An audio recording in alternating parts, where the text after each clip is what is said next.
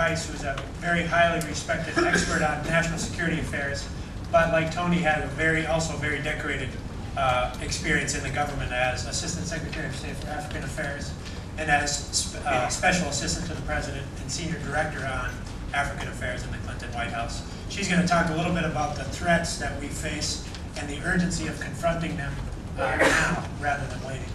Thank you very much, Dennis. Good morning, everyone. Thank you for joining us here. I want to begin by echoing what Tony said. I've had the privilege to serve in previous administration, had the privilege of working on a number of campaigns, and I can tell you with all honesty and passion that Barack Obama is the best candidate and the best leader that I've ever had the privilege to work with and for. Tony talked about why: his intelligence, his judgment, his vision, his temperament, the way he makes decisions, incredibly thoughtfully. He listens to all sides, he brings his own perspective, he weighs it, but then he quite surely and firmly arrives at a decision and moves forward. And that is remarkably rare and extraordinarily impressive.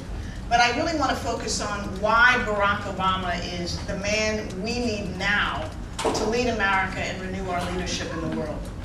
I don't have to tell you the extraordinary litany of messes that the next president will inherit from President Bush.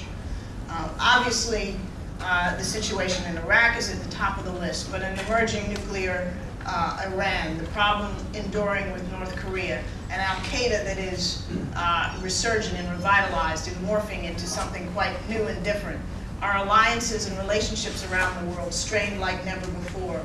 Our military strained, and a series of long-term challenges that have been left unaddressed, from climate change to, until today, the crisis and the conflict in the Middle East, rising China and Russia, genocide in Darfur, and the abuse of our standing in the world through such horrific acts as Abu Ghraib, torture, and the like. And so we have really a critical moment and a critical challenge when the next president takes office and has the responsibility to deal with the enormous challenges that President Bush will leave behind. Barack Obama has not only the intelligence, the energy, and the vision to deal with these problems, but he has put forth in concrete detail a series of plans to deal with each of the most pressing problems that America will face. He was the first to lay out a comprehensive plan in January for how to deal with Iraq, and he updated and renewed that in great detail in September. He has been very clear about how he would deal with the challenges posed by Iran and North Korea and other regimes that pose significant threats to us and their neighbors. He is putting out today a very comprehensive plan for revitalizing our armed forces. He has talked in great detail and laid out, unlike any other candidate, a comprehensive counterterrorism strategy that deals with all elements of that vital challenge. He's been forthright about Afghanistan and what he would do there and how he would respond to the challenge in Pakistan.